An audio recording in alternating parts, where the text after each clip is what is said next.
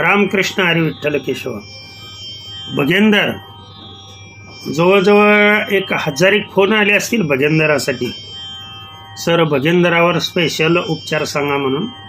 कारण मूळव्याध हे जे आहे ते मूळव्याध असंख्य लोकांचं नसतं, फक्त आयुर्वेदिक औषधांनी 2 ते 3 दिवसात बरे झाल्यानंतर त्या व्हिडिओला अतिशय उत्कृष्ट प्रतिसाद सर्व लोकांनी दिला. त्याच पद्धतीनं ही व्हिडिओ भगेंदरसाठी. भगेंदर आणि मूळव्याधमध्ये थोडासा फरक आहे. मूळव्याधमध्ये काय होतं की जिथं ॲनस आहे म्हणजे गुदद्वाराची जागा आहे तिथेच कोंब येतात. आणि भगेंदरामध्ये काय होतं ते पहा, तर जे गुदद्वाराची जागा आहे त्याच्या शेजारी दोन्हीकडच्याही बाजूला छिद्र पडतं. छिद्र लक्षात ठेवा. आणि विष्ठा त्यातून बाहेर येते. आणि इतका त्रास होतो ना ज्याला भगेंदर झाले, काय फिस्टुला असं म्हणतात त्याला, तर ते इतकं म्हणजे भयानक असतं. त्यासाठी अगोदरचा व्हिडिओ स्वतःची संडास स्वतः साफ नाही केली तर कोणते रोग होतात हा व्हिडिओ पहा तुम्ही. आणि ज्यांना का हा भगेंदराचा त्रास झालाय तर त्याला कारण हे आहे की स्वतःची संडास स्वतःच्या हाताने हात बोट घालून जर राहिलेला स्टूल हा बाहेर नाही काढला तर हे अशा प्रकारच्या रोगाला सामोरे जावं लागतं.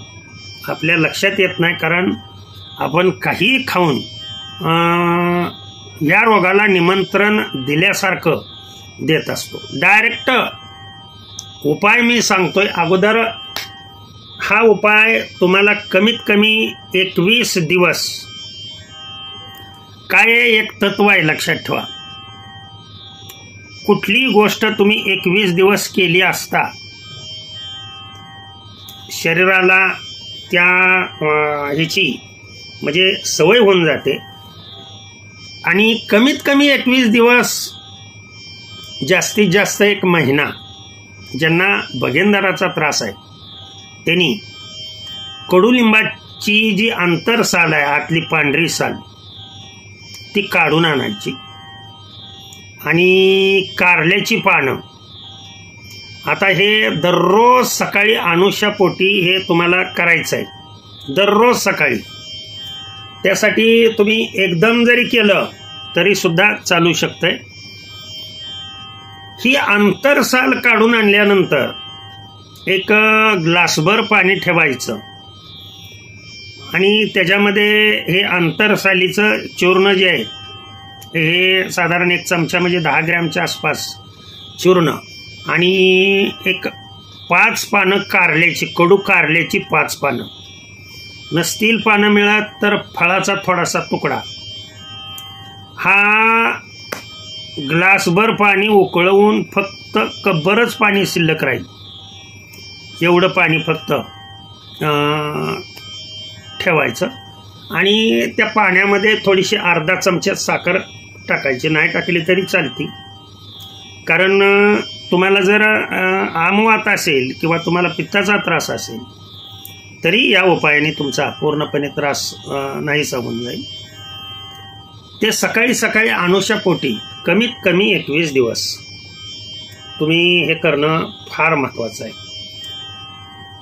काही पिणं आवश्यक आहे ते मी सांगितलं.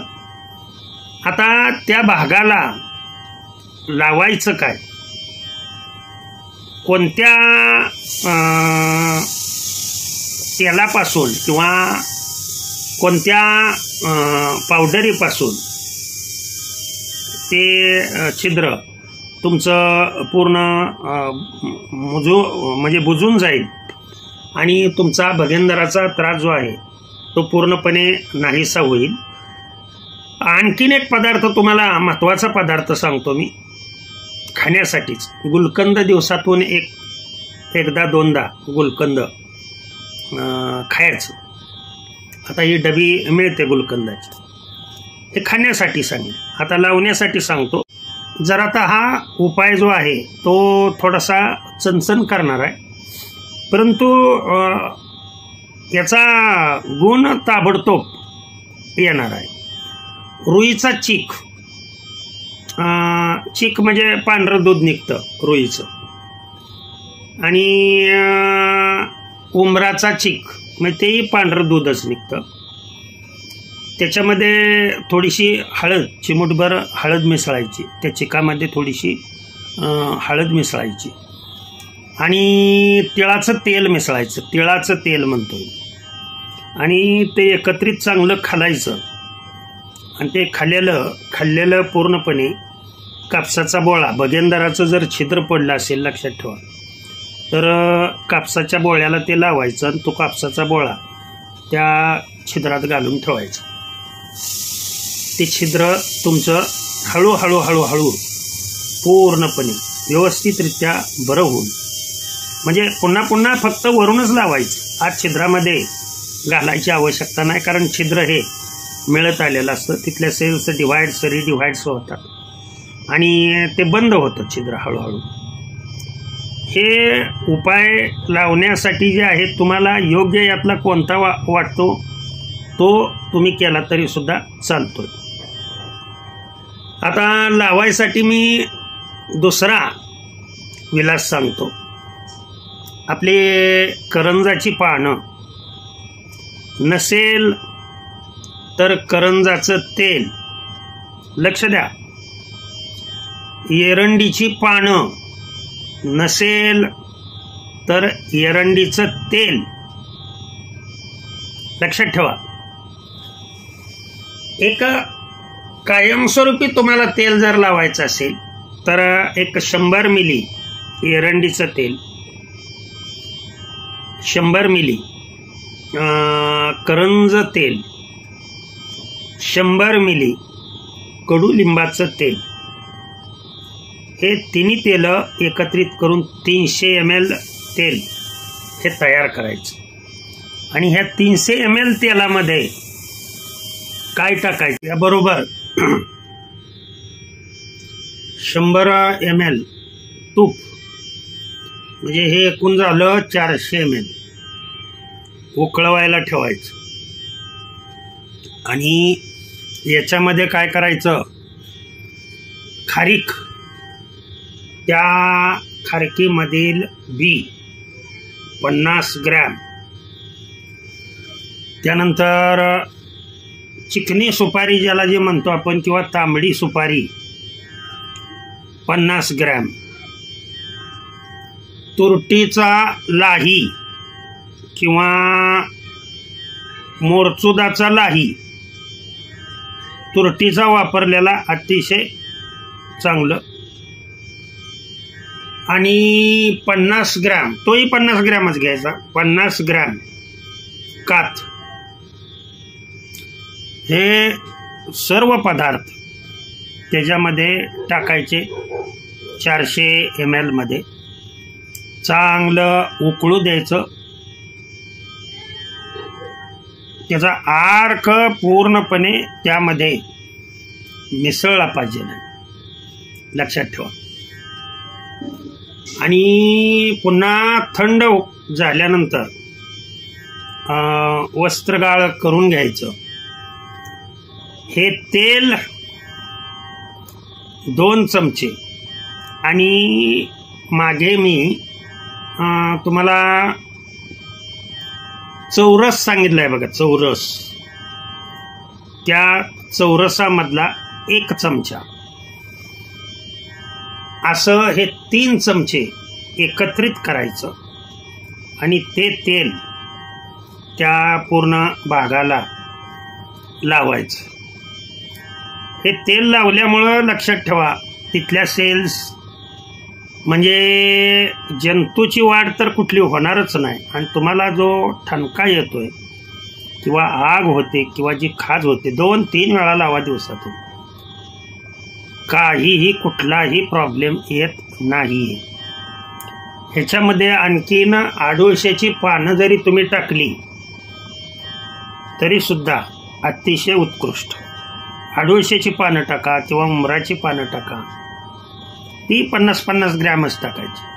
आणि हे उकळून चांगला जे तेलाचा जो अर्क आहे तो अर्क 2 चमचे आणि 1 चमचा चौरस हे एकत्रित करून त्या भागाला 2-3 वेळा दिवसातून जर लावलं आणि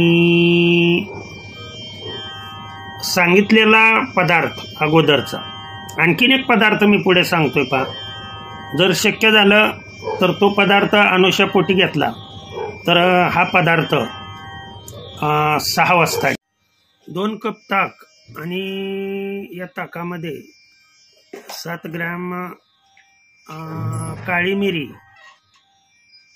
बारीक करून त्याच्यामध्ये जर टाकली, अगदी चूर्ण करायचं, आणि हे ताक जर तुम्ही सायंकाळी म्हणजे दिवस मावळायच्या आत जर घेतलं तरी तुम्हाला